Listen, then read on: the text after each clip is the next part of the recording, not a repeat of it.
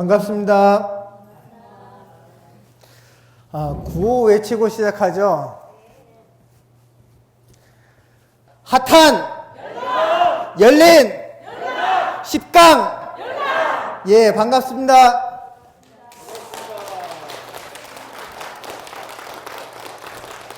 반야심경 강의 시작하도록 하겠습니다. 여러분들 나눠드린 반야심경 원문을 참고해 주시기 바랍니다.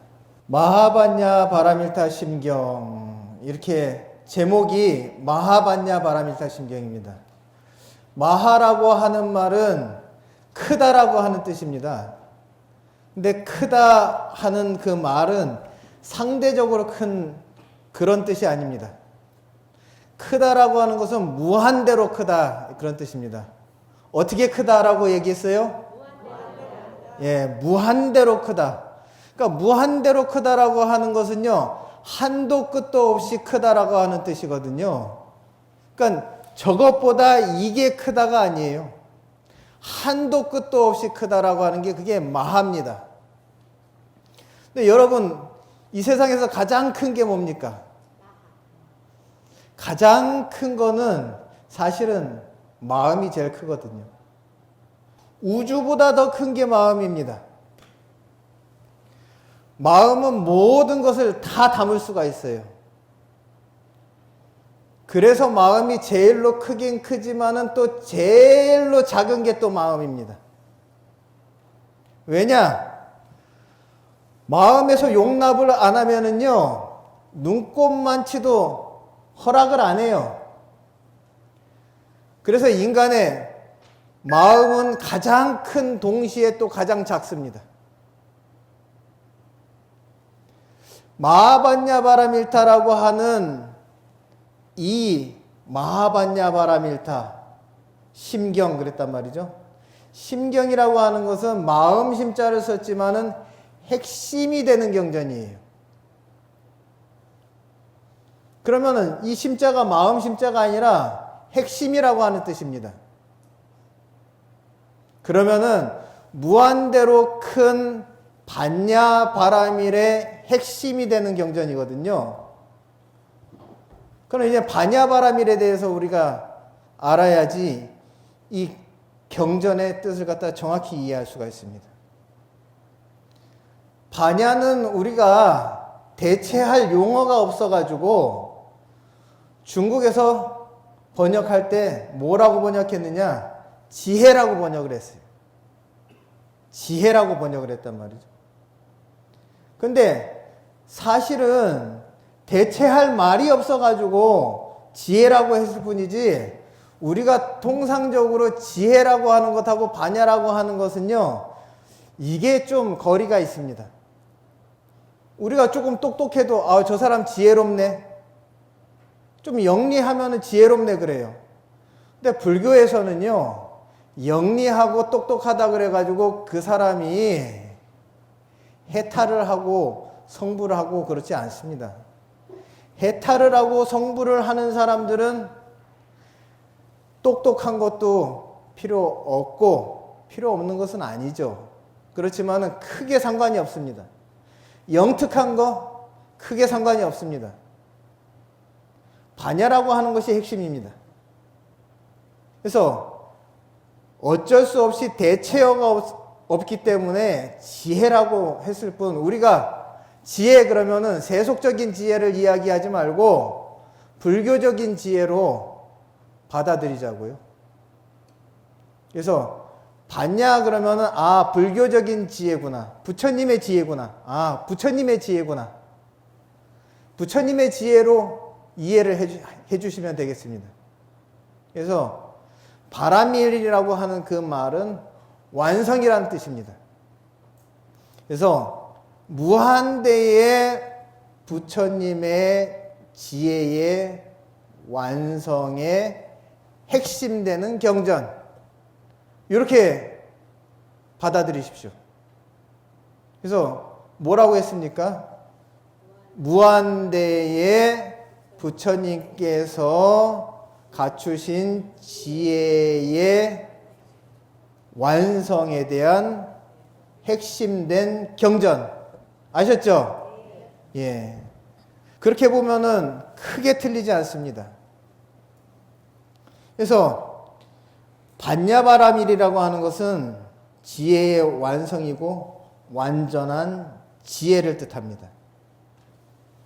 그래서 여기 한번 보도록 하죠. 오늘 나눠드린 거.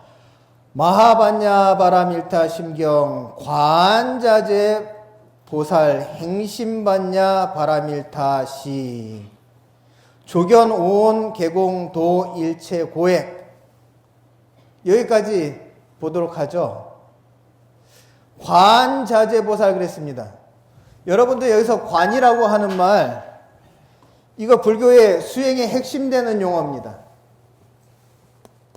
관이라고 하는 말은 여러분들 옥편 찾아보면 뭐라고 나오느냐? 볼관자 이렇게 나옵니다. 보다라고 그랬어요. 보다. 근데 여러분들 본다라고 하는 뜻을 가지고 있는 한자가 볼관자만 있는 게 아닙니다. 옥편 찾아보면 볼견자도 있어요. 그리고 또 볼시자도 있습니다. 그리고 볼간자도 있습니다. 여러분들 한문에 보면은 눈목자가 있습니다. 이 볼견자라고 하는 거는 여러분들 이 눈목자에다가 여기에 다리가 달려 있는 거죠. 그래서 눈으로 보는 것, 이 육안으로 보는 것, 이 볼시자도 마찬가지입니다. 볼시자도 마찬가지예요. 이 육안으로 보는 것을 또 볼시자라고 합니다. 그래서 우리가 육안의 기능이 떨어지면은 시력이 안 좋다 이렇게 얘기하죠. 그리고 여러분들 한국 불교의 핵심 수행 방법은 화두두는 참선이잖아요. 이 참선 수행 방법을 갖다가 유식한 말로 뭐라 그러냐? 간화선이라고 그럽니다. 간화선. 이 간화선은 눈목자 위에다가 이 손수자가 있는 겁니다. 손수자. 여러분들 멀리 보고 자세히 그것만 보고자 할 때 손이 어디로 올라갑니까? 눈 위로 올라가잖아요. 이것을 갖다가 글자화 시킨 게 볼간자입니다.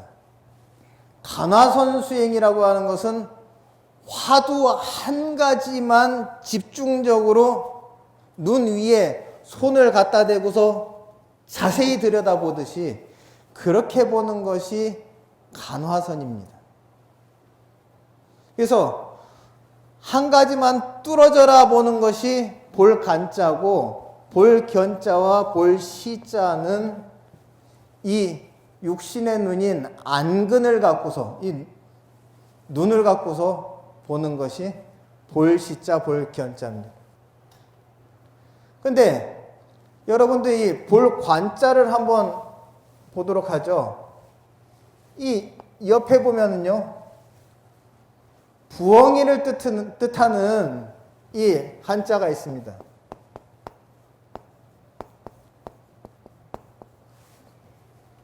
여러분들 우리가 사람은 낮에 환할 때 사물을 갖다가 볼 수 있지만 부엉이는 밤에도 볼 수 있습니다.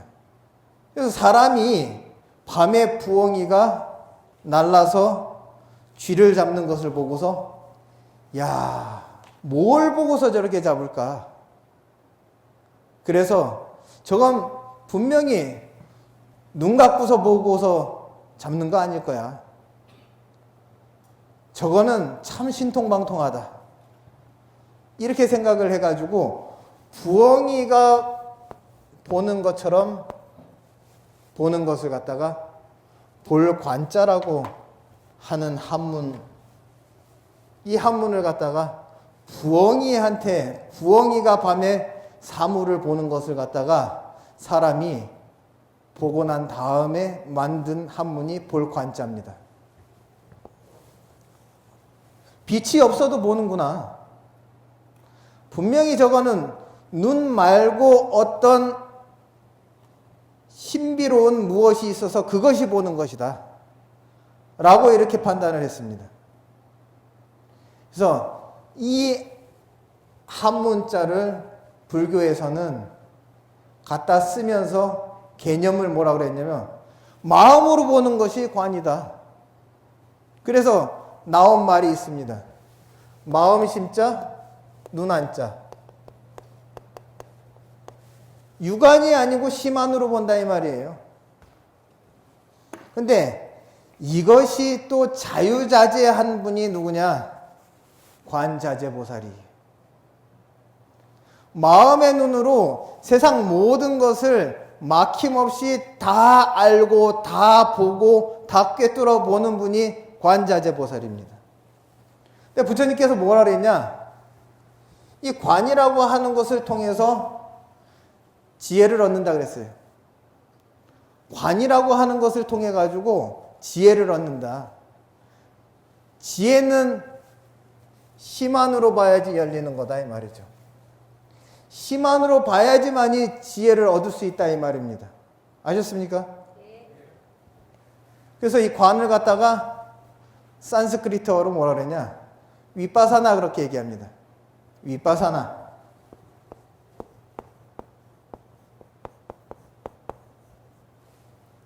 그래서 여러분도 계속 보도록 하죠. 아까 관이라고 하는 것을 통해 가지고 지혜를 얻는다라고 하는 제가 이야기를 갖다가 전해드렸습니다. 관을 통해서 지혜를 얻는다. 마음의 눈으로 봐야지 지혜를 얻는다. 불교에서는 그러한 지혜를 갖다가 받냐라고 합니다. 거기에 대한 핵심이 되는 경전이 마하반야바라미타 심경이고 거기에 등장하는 인물이 두 인물이 있습니다. 부처님 10대 제자가 있습니다. 부처님의 10대 제자 그 가운데에서 최고로 치는 제자의 이름이 사리불이에요. 사리불은 10대 제자 중에서 지혜 제일입니다. 이 경전에는 또 관세음보살님의 지혜의 화연인 관자재보살님이 나옵니다. 그래서 여러분들 관세음보살님은 다 아시죠? 관세음보살님은 자비의 화연입니다. 그래서 대자대비 관세음보살 그렇게 얘기해요. 그죠? 그런데 여기 반야심경에서는 관자재보살로 이름을 바꿔요. 왜? 지혜의 입장에서는 관세음보살이 대자대비하신 관세음보살이 관자재보살로 이름을 바꾸기 때문에 이 반야를 갖다가 설하는 부처님의 지혜를 설하는 핵심의 경전에서는 관세음보살님이라고 하는 이름을 갖다가 내려놓고 관자재보살님이라고 하는 이름표를 붙입니다. 그렇지만 관자재보살님하고 관세음보살님하고 틀린 인물, 다른 인물이 아니에요. 동일한 인물입니다. 그래서 한번 보도록 하죠. 관자재보살. 관자재에 대해서 얘기했고, 우리가 보살 하는데, 대승불교의 대표적인 보살이 4대 보살이 있습니다. 누구입니까? 대지문수 사리보살, 대행보현보살, 대비관세음보살, 대원본존, 지장보살. 이 네 분이 4대 보살이거든요. 그러면은 대지문수사리보살, 큰 지혜의 문수보살. 근데 이 경전에는 문수보살을 대신해가지고 관세음보살의 지혜의 화연인 관자재보살이 나왔단 말이에요. 왜 그랬겠냐 이 말이죠. 왜 그랬겠냐? 그거는 이유가 있습니다. 관세음보살의 핵심 사상은 중생구제에 있어요. 중생구제에 있습니다. 그렇기 때문에 이 경전은요, 지혜를 이야기한 이유가 중생구제를 위한, 그럼 중생구제라고 하는 말이 뭐냐 이 말이죠. 중생이라고 하는 말은 부처의 반대말이에요. 그러면은 부처님 번뇌가 없어요. 그렇지만은 중생들은 번뇌 덩어리입니다. 번뇌가 해결이 돼야지 고통으로부터 벗어날 수가 있습니다. 그 고통을 해결함으로 인해 가지고 중생을 영원한 행복으로 이끄는 데 있어 가지고 지혜가 절대적이기 때문에, 그래서 지혜만 필요한 게 아니고 중생 구제의 원력까지 철두철미하게 갖추신 분이 누구냐 했더니만은 관세음보살의 지혜의 화연인 관자재보살이더라. 그래서 관자재보살 했을 때 우리가 보살이라고 하는 말을 갖다가 또 잘 알아야 됩니다. 보살이라고 하는 말은요, 산스크리트어로 보디사트바 이렇게 얘기합니다. 그러면 보디라고 하는 말은 깨달음이란 뜻이에요. 그걸 갖고서 현장 삼장 스님께서는 뭐라고 음사를 했느냐, 보리살타 그랬어요. 원래는 보디사트바인데 보리살타 그랬습니다. 그래서 보살이에요. 보리살타. 보리라고 하는 것은 깨달음이에요. 그럼 살타라는 말은 뭐냐? 중생입니다. 그래서 이렇게 해가지고 보자, 살자 해가지고 보살인 거예요. 그럼 보살의 역할은 뭐냐? 상구보리, 하와중생, 이것을 하는 분이 보살입니다. 그러면은 하와중생이라고 하는 것은 아랫단계의 중생을 제도하고 윗단계의 보리, 깨달음에 이르는데, 이 보리는 그냥 보리가 아닙니다. 반야신경에는 나중에 나옵니다. 안욕따라 삼맥삼보리. 그러면 안욕따라 삼맥삼보리.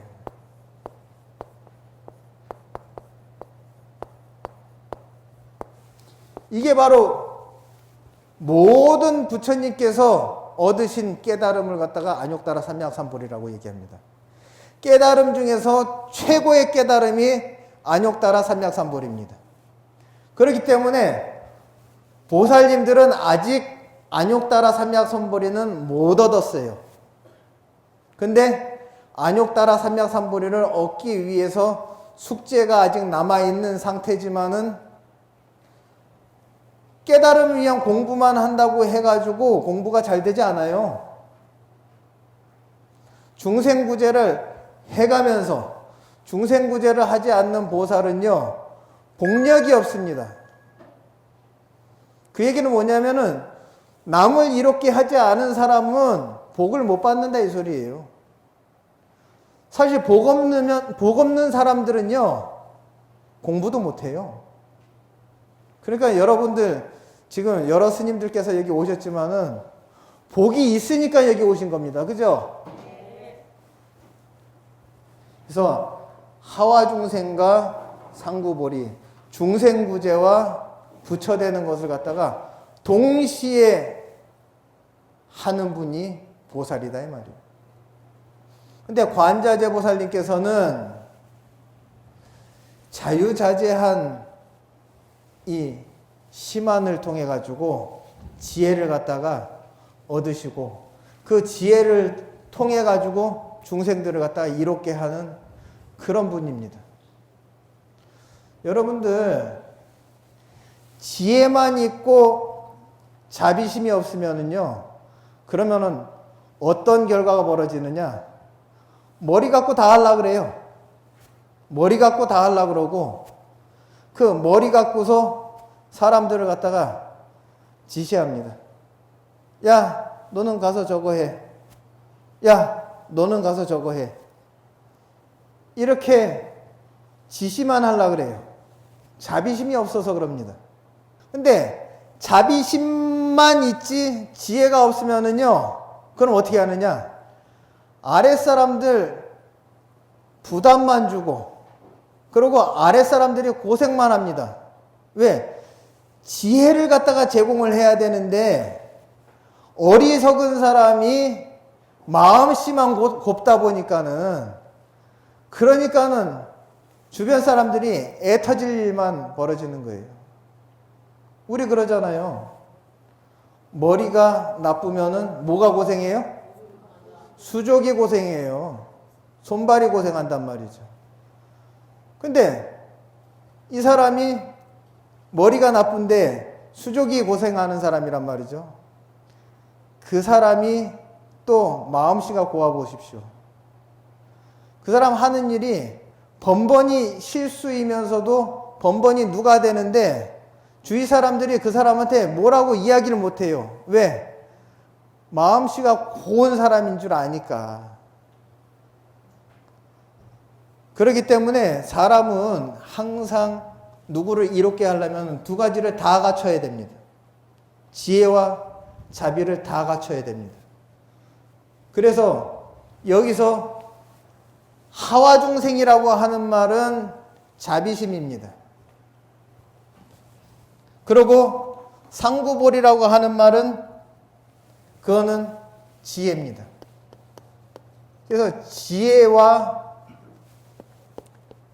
자비를 몇 퍼센트씩 50, 50씩 반반씩 어느 게 더 많고 어느 게 더 적은 게 아니라 지혜와 자비를 갖다가 반반씩 정확히 갖춘 그런 분이 보살입니다.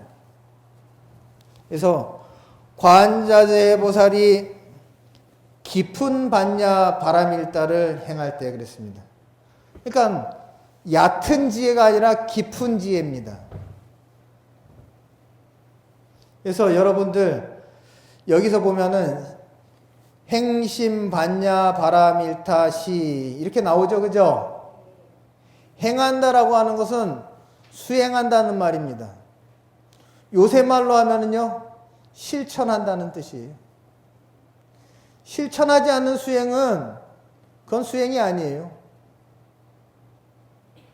그래서 깊은 지혜의 완성은 깊은 반야바람일타를 갖다가 수행할 때 그때 갖춰지는데 실천하지 않는 수행은 위선입니다. 그래서 여기 뭐라 그러냐?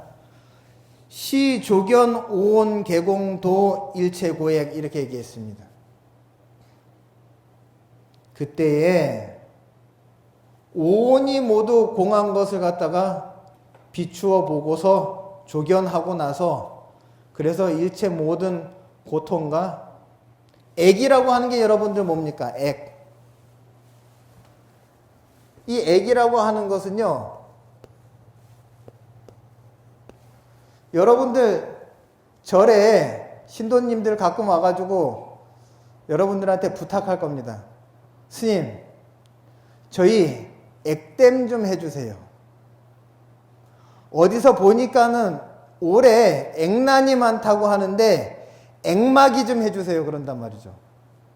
액땜 좀 해주세요, 액막이 좀 해주세요 그런단 말이죠. 이 액이라고 하는 것은 재앙입니다. 그리고 요새 쉬운 말로 하면은요, 불행입니다. 그 얘기는 뭐냐? 스님, 어디서 보니까는 제가 올해 신수해 보니까는요, 불행이 닥친다고 합니다 하는 그 얘기예요. 그러니까는 그 불행이 닥친다고 하니 그 불행을 갖다가 좀 미리서 막고 불행이 들어오는 그 구멍을 갖다가 좀 땜질해 주십시오 하는 게 그게 액땜인 거예요, 그게. 근데 부처님께서는 그 액땜하는 방식을 갖다가 가르쳐 준 게 뭐냐? 여기서 관야신경에서 이야기한 오온이 공한 것을 알아야지만이, 봐야지만이 일체 모든 고통하고 불행을 갖다가 건널 수 있다. 불행을 갖다 막을 수 있다.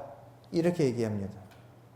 여러분들, 조견이라고 하는 말이 있습니다. 여기 보면은 마반야 바람일타 심경 관자재보살이 행심반야 바람일타 시에 조견 오온 개공도 일체고에. 그래서 여러분들 아까 관이라고 하는 말을 제가 했습니다. 관이라고 하는 말은 조견이라고 하는 말하고 동의어입니다. 그래서 여러분들 여기 보면은요, 비출 조자, 볼견자, 조견이라고 그랬어요. 조견.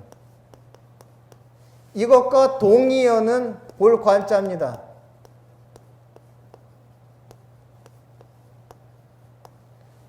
그러면은 요거를 갖다가 요새 말로 하면은 뭐라 그러냐?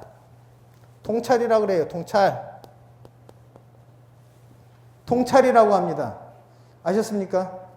통찰이라고 하는 말을 순수 우리말로 하면 뭐냐? 꿰뚫어 본다 그래요. 꿰뚫어 본다.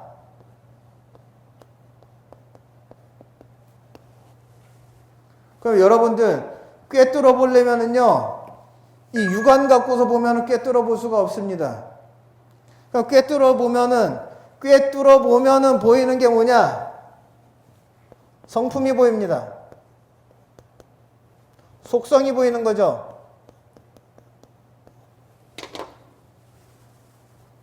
마음으로 봐야지 속성이 보입니다. 마음으로 봐야지만이 꿰뚫어 볼 수 있고 성품을 볼 수 있습니다.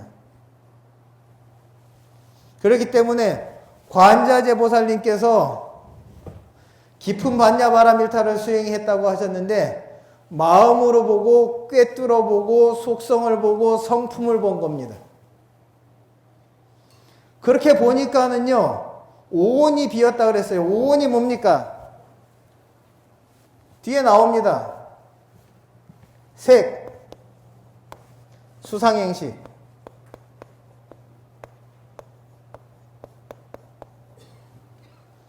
여러분들 이 색이라고 하는 것은요, 나한테도 있어요. 나한테도 있습니다. 뭐냐? 몸이 색입니다. 몸이 색이에요.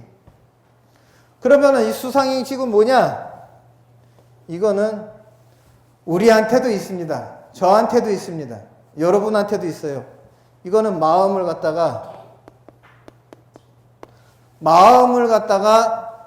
나눠보니까는 네 조각으로 나눠지더라.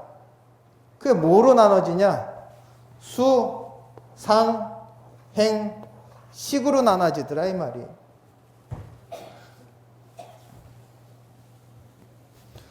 수라고 하는 거는요, 여러분, 느낌을 갖다 수라고 얘기합니다.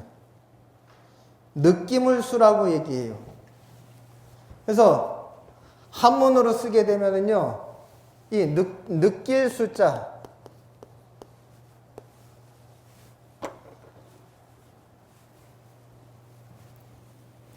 감각을 이야기합니다. 감각. 그래서 감각을 가진 동물들은요, 굉장히 민감합니다. 사람도 감각을 가지고 있죠. 그런데 생명체인데 감각이 없는 무감각한 생명체가 있습니다.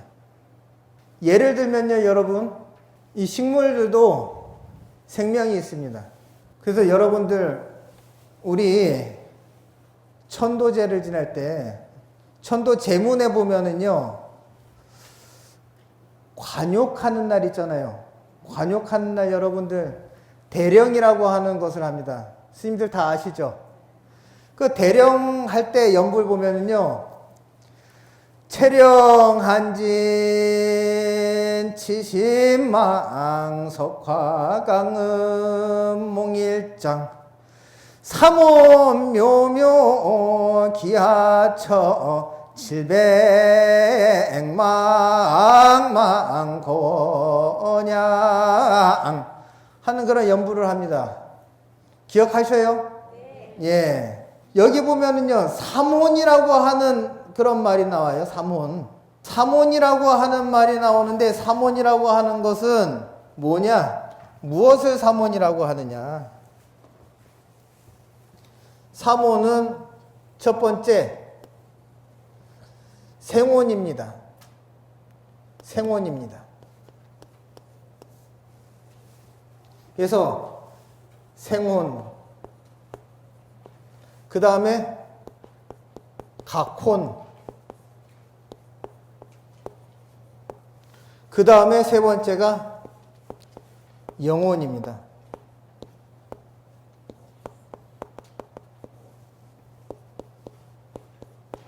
그래서 생혼이라고 하는 것은 모든 생명체한테 다 있어요. 사람이 죽으면은요, 혼이 흩어지고 백은 날아간다 그래요. 근데 흩어지는 그 세 가지 혼, 우리 그러잖아요. 저 사람 혼이 빠졌어. 그런 얘기 하잖아요.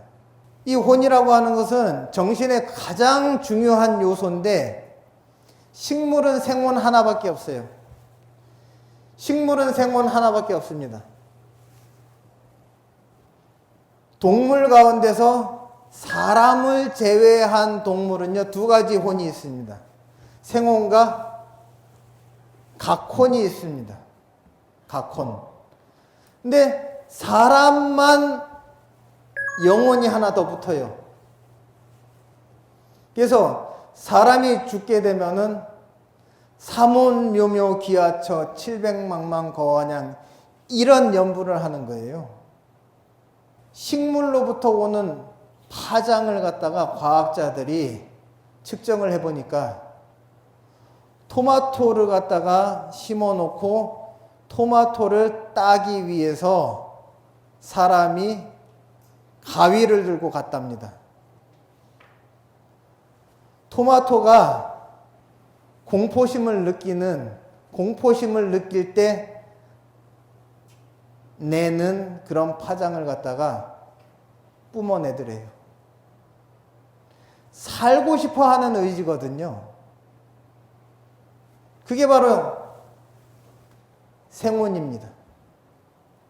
그 다음에 각혼이라고 하는 것은요, 감각적인 욕망과 감정, 이런 것들이 각혼입니다.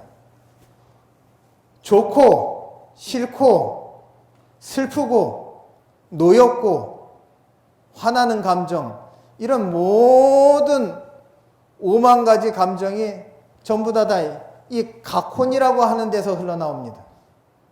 그렇지만은 동물은 사람처럼 신령스러운 마음이 없습니다.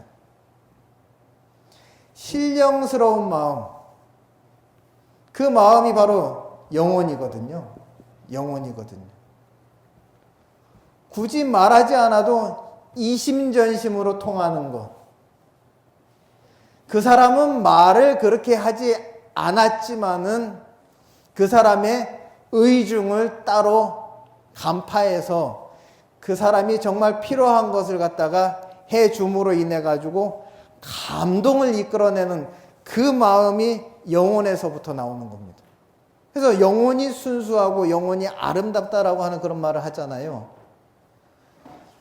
사람이 특별히 이 영혼을 갖다가 발달시킬 수 있고, 또 영혼을 통해 가지고 다른 존재들을 갖다가 감동을 주고 이익을 주고 변화시킬 수 있는 거예요. 그래서 영가천도 할 때 몸은 이미 벗어 던져가지고 쓸모없는 물질이 돼버렸고, 영혼을 가지고서 천도를 하는데, 삼혼묘묘 기하처, 삼혼은 세 가지, 이 혼은 어디로 돌아갑니까? 라고 이렇게 물어봐요. 갈 곳 없이 헤매고 있으니까는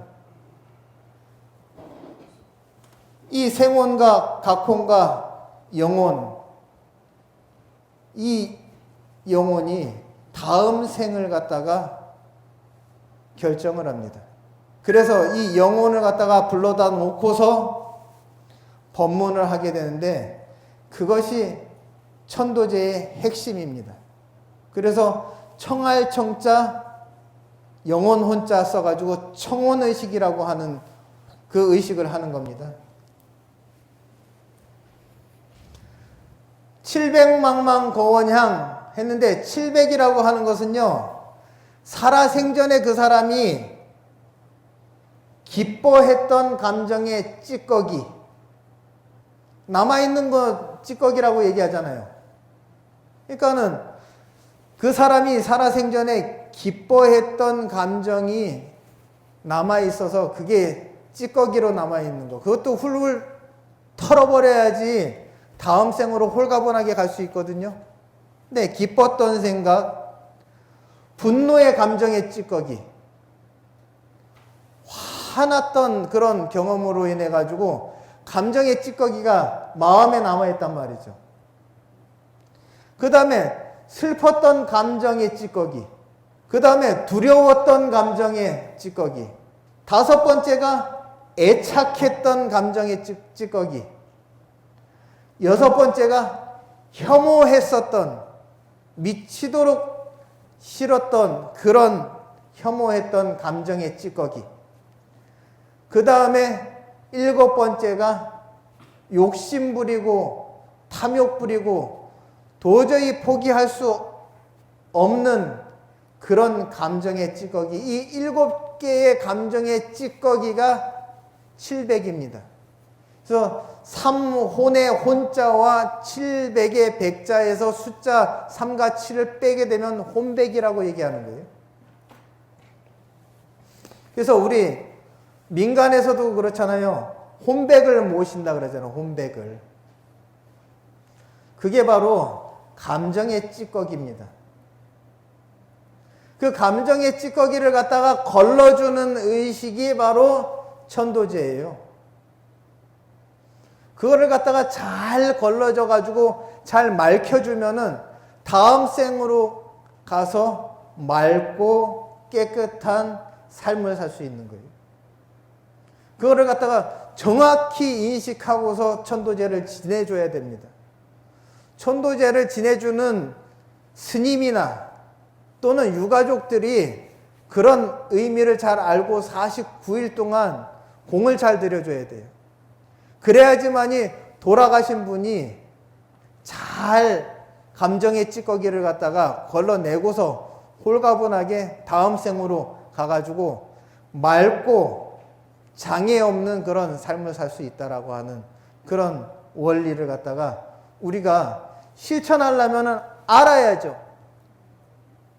그래서 마음 관리를 잘 못하면은요, 마음한테요, 끌려다녀요.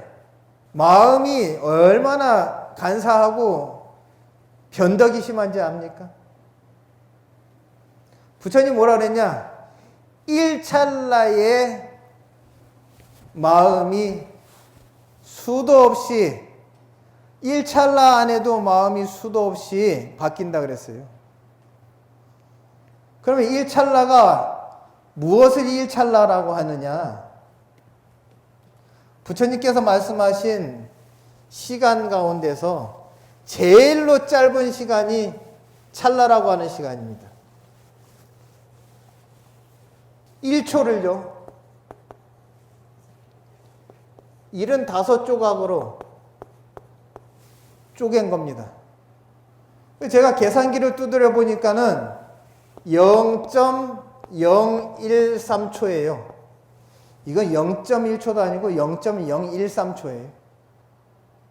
이걸 1찰나라고 합니다. 1찰나 안에도 마음이 변화가 있다라고 하는데, 참 우리 하루에 12번 변한다 그랬는데 12번이 뭐예요? 수만 번 바뀝니다. 그래서 이 마음 관리 잘못하면은 참 인생 자체가 괴로워집니다. 그래서 마음이라고 하는 것이 항상 관리를 잘못하게 되면은 나쁜 곳으로 나를 끌고 가는데, 그래서 욕심, 시기심, 분노심 이런 게 전부 다 마음 심자가 붙잖아요. 그죠? 마음이 그쪽으로 끌고 가요. 욕심. 야, 욕심 좀 부려. 욕심 안 부리면은 너 바보같이 사는 거야. 손해만 보고 사는 거야. 이렇게 시킵니다. 시기심, 분노심, 이기심, 의심, 허영심, 복수심, 흑심, 앙심, 마음 심자가 들었지만 이거 전부 다 부정적인 마음이잖아요. 관리 안 한 집 마당에 풀이 피듯이 마음도 관리가 안 되면은요, 이런 잡초 같은 마음이 펴요. 그렇기 때문에 나를 망가뜨리는 그 마음에 끌려다니게 되면은 지옥 악의 축생으로 가는 겁니다. 그래서 마음 관리를 하려면은 마음한테서 눈을 떼면 안 돼요. 마음을 갖다가 바라봐야 되는데 마음을 바라보는 것을 갖다가 아까 얘기했던 관이라고 했습니다. 그걸 달리 부처님 초기 경전에서 뭐라 그랬냐? 사띠 이렇게 얘기했습니다. 그래서 사띠 마음을 갖다가 잘 관리할 때 우리가 반드시 관리하는 방법을 알아야 되는데, 구체적인 방법을 알아야 되는데, 우리가 초기 불교에서는 사띠를 하라고 그래요. 사띠를 해라. 그 사띠라고 하는 것을 어떻게 합니까 하면은 마음한테서 눈을 떼면 안 된다 이 말이죠. 그러면은 마음을 어떻게 봅니까? 마음은 마음으로 봐야죠. 마음은 육안으로 보는 게 아닙니다. 마음은 심안으로 보는 거예요. 그래서 그것을 갖다가 우리 팔정도에서는 뭐라 그러냐? 정념 이렇게 얘기했습니다. 정념이 사띠예요. 바를 정자, 생각념자, 정념입니다. 이게 바로 사띠예요. 마음에서 눈을 떼지 않는 것이 사띠고 마음에서 눈을 떼지 않는 것이 정념입니다.